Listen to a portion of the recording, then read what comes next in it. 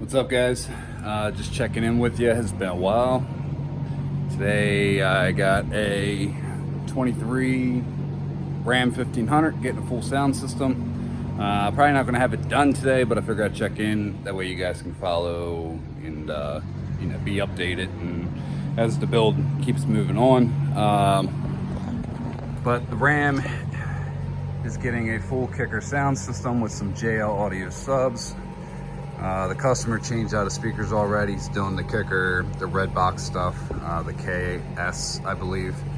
He did 2 speakers up in the dash, 2 of the 6x9s in the doors, front doors. I think he did 6x9s in the rear doors.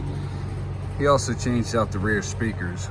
So that's a total of 8 speakers and 2 subs. So we did 2 5 channels, which will take care of those 8 speakers and 2 subs. The amp rack is from Sounds Good Stereo. Definitely recommend, if you got a Ram, buying the amp rack from them because it fits really nice. It's very sturdy and very well built.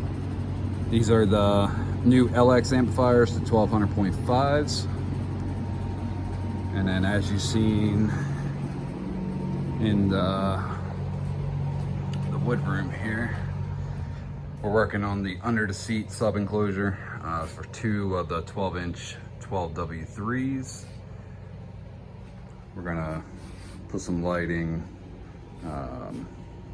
just make it look all fancy and whatnot. Wrap in some vinyl, some carpet, put some LED lighting, whatever. The Ram has the factory radio in it, so this entire system will be working without having to change out the radio. It does have the factory Harman Kardon sound system, so for integration we chose to go with the Amp Pro from Pack Audio.